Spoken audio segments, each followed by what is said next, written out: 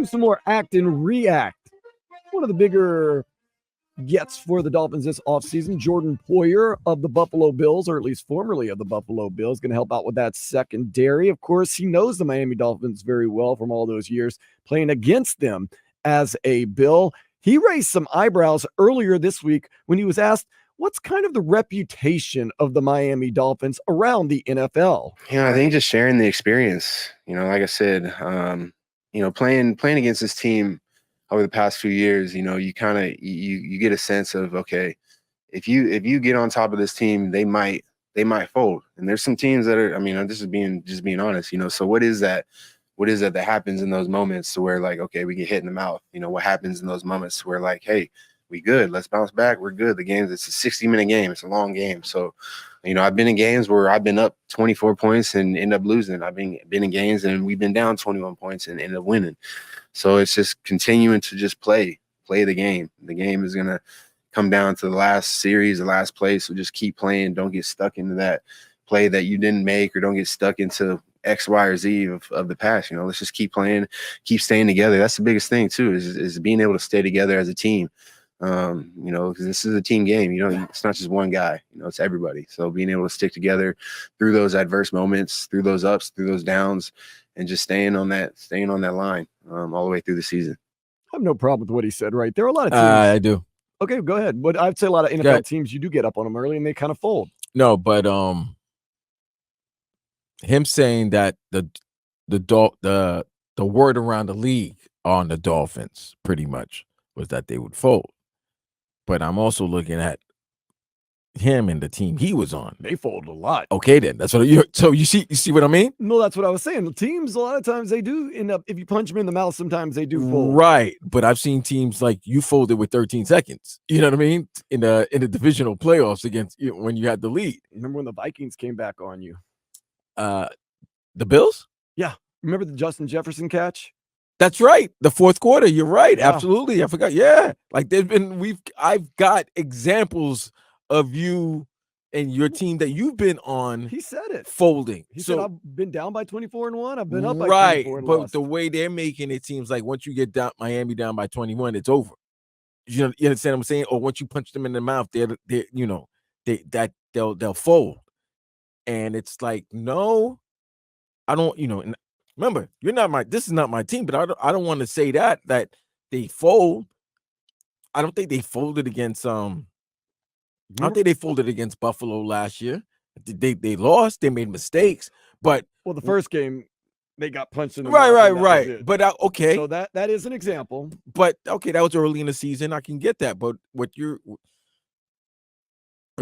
punch Buffalo punched Miami in the mouth. But what happened when they what happened when they played against other teams? What happened when they played Cincinnati? Cincinnati punched them in the mouth. They never responded. Right. Kansas City punched them in the mouth. They didn't respond. Yeah, but you can look at the good teams like the Bills. They did that first game at least, punched the Dolphins in the mouth. RVA Richie's fine, right? Or a fold with no fold. Like, yeah. And this is no shot at Jordan Poyer or anything like that. It's just the fact that if that's the message around the league, like that's also the message they were saying about your team as well. Absolutely, that you guys can't finish games, because every time the Bills were up towards the end of the game, I was like, they're in trouble. So it's the message is good. It's the messenger.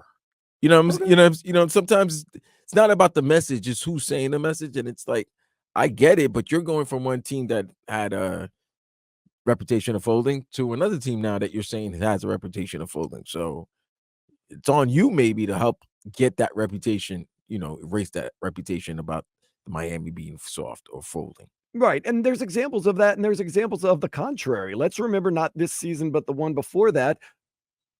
The Baltimore Ravens couldn't have punched you earlier in the mouth. They returned the opening kickoff, and they got up on you by a lot, and you came back and won that game. Yeah. I mean, that's like there's examples, but right.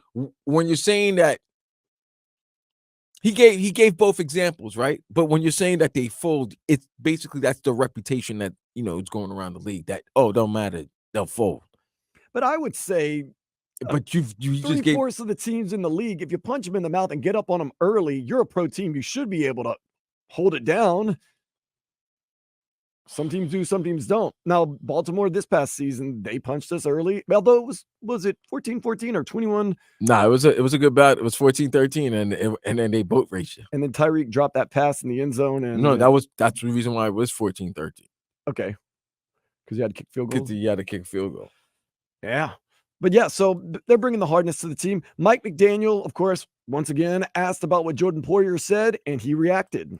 Things like that, that's Jodan Poyer's here because of the player he is and the leader he is. And I think he recognizes the leadership opportunity that he has here. And, I'm very open and upfront and aggressive with, to me, what I see realities. Realities are the past doesn't predict the future.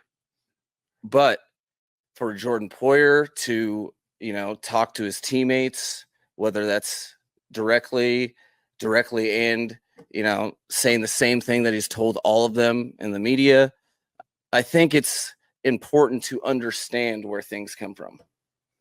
To understand that when you don't win football games down the stretch, when you don't win playoff games, when you don't win Super Bowls, those things, I don't know what it will look like, but it will be said. Okay. Much like, let's say we won the Super Bowl last year and you guys were saying, and Jodan Poyer was saying, we are the toughest team in America. Okay.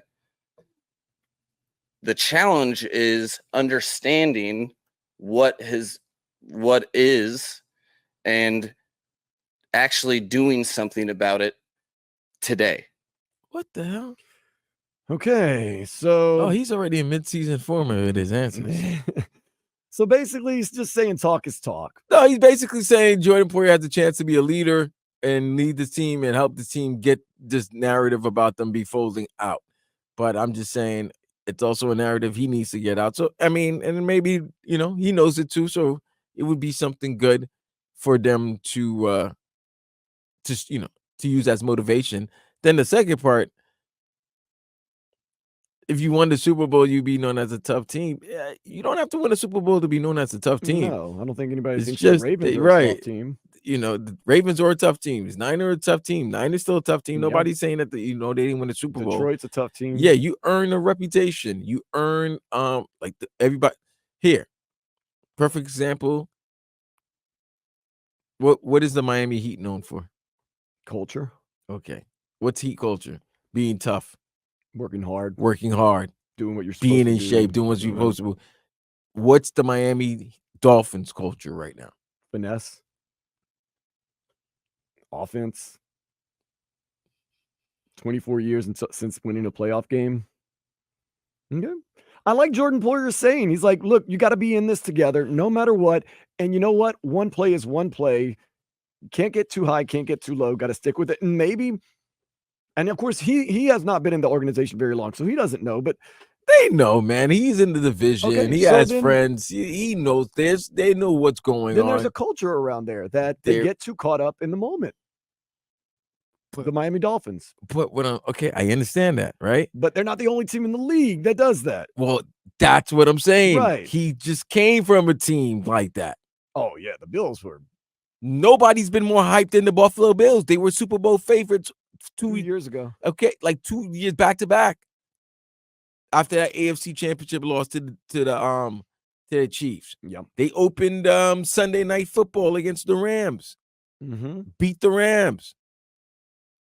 Yeah, they've had everything in front of them, and they have not been able to seal the deal. So choked, folded. I've seen them fold away some leads. I've seen them get beat up. I've seen it all. Yeah. So it's like Jodan Poyer, and I mean, it's just one of those things. He's trying to be a leader. He admitted, but yeah, it has a little less validity when the guy who's saying it has also been a part of some. That's what I'm saying. Is the message is not wrong. It's just the messenger.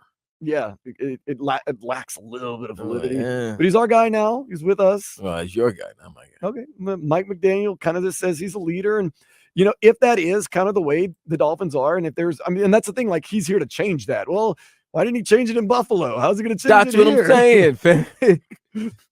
We're gonna do things different here. Wait a second. How's it going to be different? Because it happened in Buffalo a couple times. I watched a couple debacles over there and a couple times. But, yeah, I mean, what team doesn't want to get off to a fast start against another team? That's just one of those things that they have. I don't know. I don't think anything bad about him saying that, calling it out. I don't have, like I said, 305 just texting, but he's right. Why look at any negative of what he's saying? Should be fuel. I just said that. But sometimes the message might be right. It's just who's saying the message. Like, I got to look at you and be like, well, wait a minute. You're coming from a situation that's not too different than us. You might have won the division, but you've been favored to win the Super Bowl, and you folded many times. Don't forget, you were on that field, giving up 13 seconds, give up 2 plays for Harrison Butker to hit a game with tying field goal, and then you lost in overtime.